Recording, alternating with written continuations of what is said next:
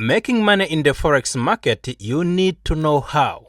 Welcome to the Trading Empire Sierra 7. Hope everyone is doing good. In this video of lesson 2, we are explaining everything you need to know how to trade different currencies in the forex market, how to make profit from those currencies, what is ask, bid and spread, what is a leverage, what is a pip. So stay with us. In the minutes we are coming back by explaining everything you need to know with the purpose of making profit in the forex market.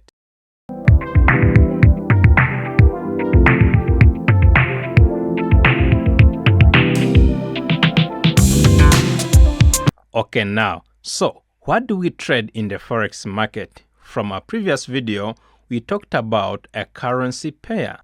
As we trade a currency pair, for example, Euro USD, we make money by selling and buying a currency pair. So when do you decide to buy or sell on a currency pair? We make money by buying or selling different currencies. So in order to do that, if we think that euro is gonna be rising in the value than the US dollar, this time we are deciding to go for buy. Okay, so we are buying Euro USD because this time the market will be moving upside. We are expecting the market to move in the upside because the euro is stronger, and the first currency, which is a base currency, means buy. Okay, that's why we decide to go for buy. So if we believe that the US dollar is going to rise in the value, that's where we decide to make a sell or to enter for a sell. So we are making profit this time if we believe the price to move down when the dollar is stronger, and this time the market will be moving downside. That's how we decide to buy or sell from a currency pair to make profit in the forex market. So now, what is a pip in the forex market? Okay, a pip is the smallest movement available on a currency pair. Okay, we have the numbers where a currency pair move from one number to another number, or we get a reduction from those numbers. The adding of those numbers is a pip, and the reduction from those numbers is also a pip. So if you are taking a loss in the forex market, if you decide, for example, to buy on a currency pair, then the market move in your direction. This time the added number is a pip. If the market decide to move downside when you are taking a buy, so we got a reduction from those numbers, and this time you are losing some pips as we got a reduction from those numbers. So let's discuss about what is a pip also again. Let's, for example, we have Euro USD moved from 1.2040 to 1.2041. This time means that the Euro USD moved 1 pip.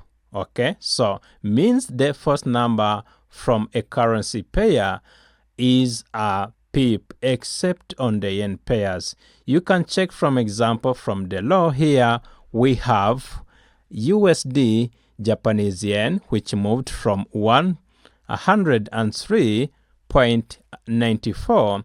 This time we moved to 103.96, and we moved 2 pips. Okay, so which means from the yen pairs, the second number after a point, that is a pip.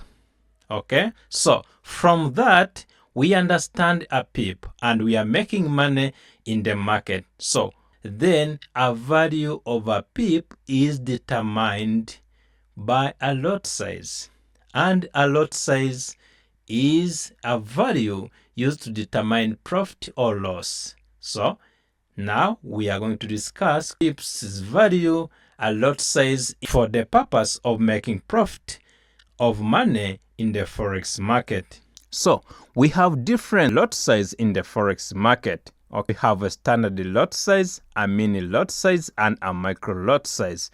If we have 1.00, if we have this number 1 before a point, that is a standard lot size.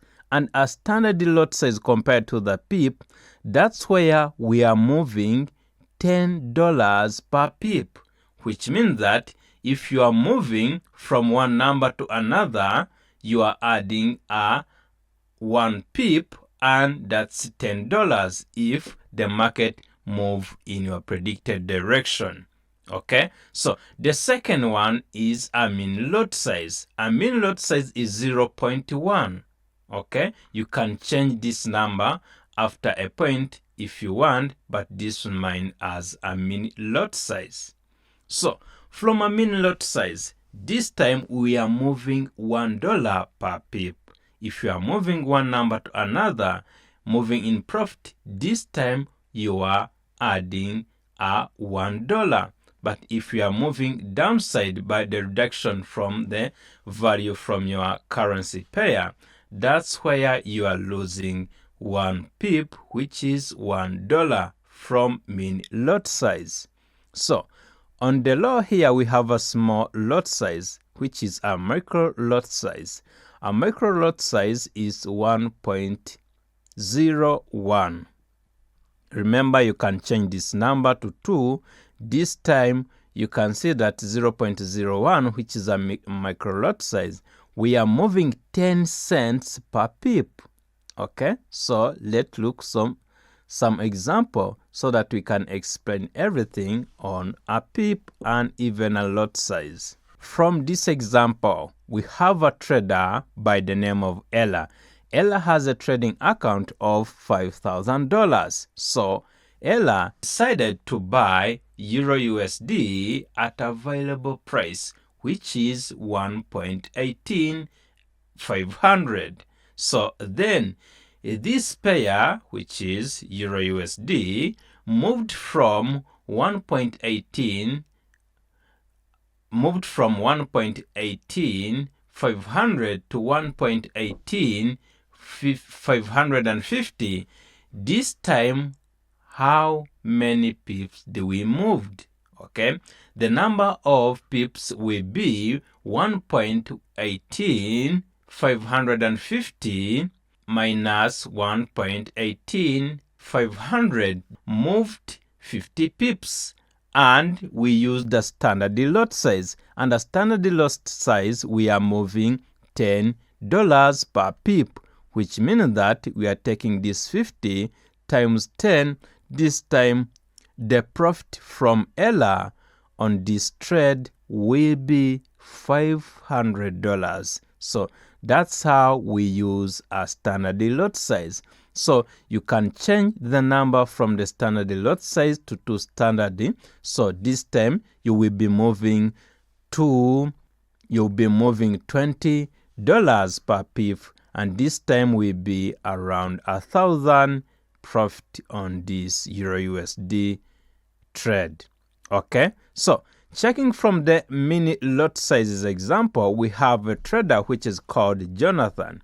Jonathan took a sell on gold, and gold was moved from 4.240 down to 4.100 with a trading capital of 1,600.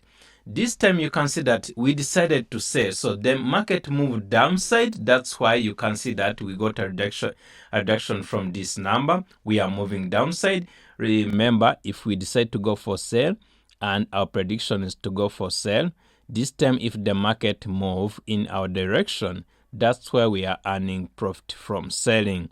So the number of pips will be 1.240 minus 4.100. This time we have 140 pips, which means that Jonathan got a profit of 140 profit dollars as a mini lot size. We are moving $1 per pip. That is an example from mini lot size. Let's check from the micro lot size. Let's take this example from the micro lot size. A trader with a capital of $400 opened a trade. This trade was a buy. Okay, I forgot to add on this one.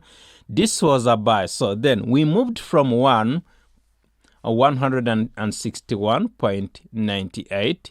So we moved down to 161.94. You can see that we got a reduction. This time our trader got a loss of 4 pips. This 4 pips times 10 cents, we be getting a loss of 4 cents loss from this trader. So we did make a loss from a micro lot size by opening a buy trade from GJ, and then the market moved downside when we are deciding to buy. So this time we are getting a loss of 4 pips, which is 40 cents. Okay. So what is ask, bid, spread, and leverage? Okay, so an ask is a price which a broker will sell a base currency in exchange for a currency. From the other side, a bid is a price at when a broker is willing to buy a base currency in exchange of a currency. So let me give an example. We have a businessman by the name of Lewis. Lewis has some kitchen utensils or tools, and we have another guy who's called Ken. Ken is looking for a flying pan. So if Ken asked a price of a flying pan, then Lewis replied, this flying pan is on $45. And Ken said, that's too much. I have to buy it on $30. From the price of the owner of the shop, Lewis, that is an ask price, $45, as a bid is from a buyer, and this time is Ken. So the difference between $45 and $30, that is $15. That is a spread, and that's where the brokers make money from. So a bid is always lower than ask price. Okay, so you can see here we have an example from the pound versus the dollar.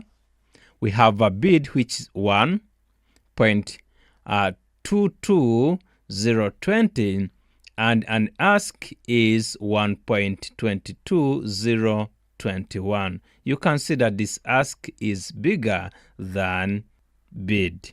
What is a leverage?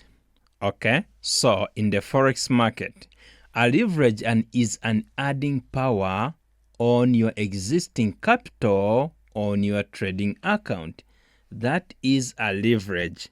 This is the time when you have an ability to control a large amount of using none or very little of your own money, borrowing the rest. Okay, you can understand from that. Let's give some example. So there are different leverage from the brokers. You can check them from the personal areas in your brokerage. So for example, here we have 1 to 10, 1 to 50, 1 to 100. Let's say, for example, if you have a capital of $1,000. So this time you are using a leverage of 1 to 100. So this means that you are controlling 1,000 times 100, which is going to be $100,000. So now a trader has to be careful with a leverage depending on your capital. You have to choose a leverage depending on your capital, because if you use a big leverage on your capital, that is compared to your capital, this time if you can gain high, but what if you lose, you're going to be blowing your account. So you have to be careful about a leverage, and a leverage, remember, is adding power to your existing account. This helps a trader to be controlling high amount compared to the real money that was deposited on your capital. So guys, thank you so much for today's lesson.